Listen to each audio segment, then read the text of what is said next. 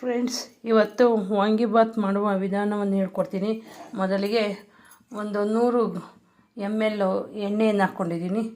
ಅದಕ್ಕೆ ಎಣ್ಣೆ ಕಾದ ನಂತರ ಸಾಸಿವೆಯನ್ನು ಹಾಕ್ತಾಯಿದ್ದೀನಿ.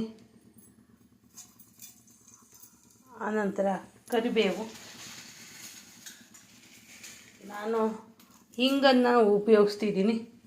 ಯಾಕೆ ಅಂದರೆ ನನ್ನ ಮಕ್ಕಳಿಗೆ ಇಂಗು ಬಳಸೋದ್ರಿಂದ ಬುದ್ಧಿ ಚುರುಕಾಗುತ್ತಂತೆ.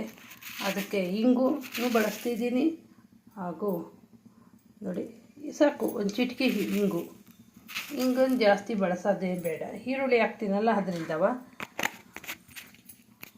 ಆನಂತರ ಈರುಳ್ಳಿ, ಕಡಲೆ ಬೀಜ, ಇದು ಚಟಪಟ ಅಂತು.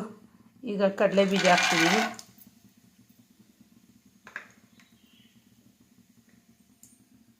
ಆನಂತರ ಕಡಲೆ ಬೀಜ ಸ್ವಲ್ಪ ಬೆಂದಮೇಲೆ ಕಡಲೆಬೇಳೆ ಹಾಕ್ತಾಯಿದ್ದೀನಿ. ಆಮೇಲೆ ನಾನು ಉದ್ದಿನಬೇಳೆ, ದುಂಡನೆ ಉದ್ದಿನಬೇಳೆ ತೊಗೊಂಡಿದ್ದೀನಿ. ಇವಾಗ ಈ ದುಂಡನೆ ಉದ್ದಿನಬೇಳೆ ಆದರೆ ಮಕ್ಕಳಿಗೆ ಒಂಥರ ಬಾಯಿ ಸಿಕ್ಕಿದ್ರೆ ಕ್ರಿಸ್ಪಿಯಾಗಿರುತ್ತೆ. ಅದರಿಂದ ಉದ್ದಿನಬೇಳೆ ಆ ಥರ ದುಂಡನೆ ತೊಗೊಂಡಿರ್ತಿದ್ದೀನಿ.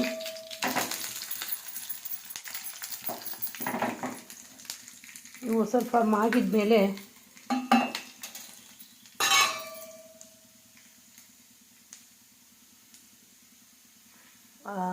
ಮಾಗಿದೆ. ಈಗ ಈರುಳ್ಳಿಯನ್ನು ಹಾಕ್ತೀನಿ.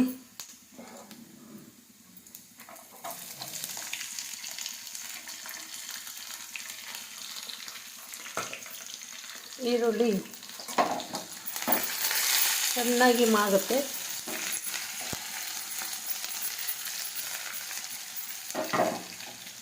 ಮಾಗಿದ್ಮೇಲೆ ಎಣ್ಣೆಯಲ್ಲಿ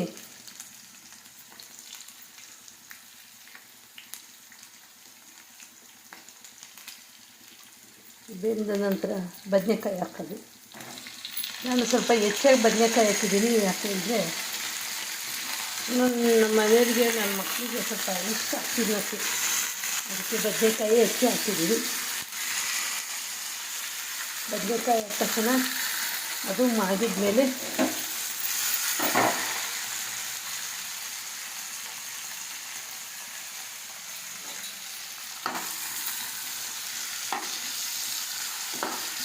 ಈ ರೀತಿ ಮಾಡಿದ ಮೇಲೆ